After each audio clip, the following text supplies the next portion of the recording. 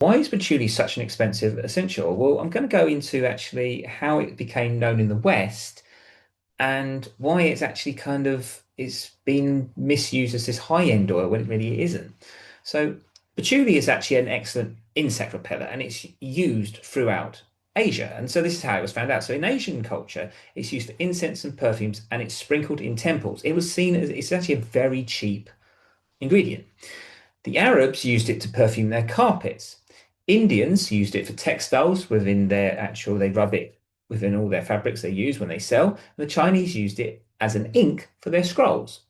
Now, the West became fascinated with patchouli in its first decades of the 19th century. And during this time, an enormous trade between India, the Middle East, and Europe developed. We call this the Silk Road trade. We also know about it colonialization as well, which caused that. So remember, colonialization, as much as colonization caused things, it was also trade as well. Though actually the people of India and so forth actually lost out on the trades. Now that's changed. And it's quite interesting how we've got these trade wars going on and tariffs where actually the India and the Middle East have always been conned by the West as much as possible.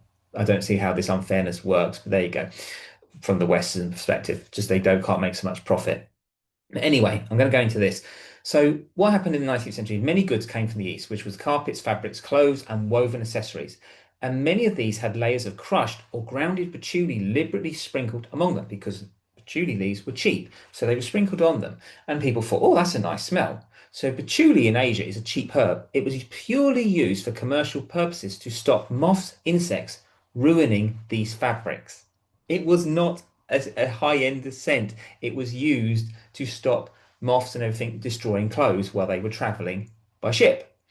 So Asia learned that to sell any fabrics or garments, they needed the scent of patchouli to sell. So by accident, it became a recommended scent. So when people go, oh, patchouli is such a high-end oil, it's actually in Asia, it's not seen as that. It's seen as very cheap. In India, it'd be seen as cheap as neem or common as neem. Or in the Middle East, like, we think oud oil is actually expensive, whereas actually oud oil is a higher quality, patchouli isn't. It's very cheap. So the other history of patchouli is the signature scent was for the hippies, and it was to mask the tarry odor of marijuana.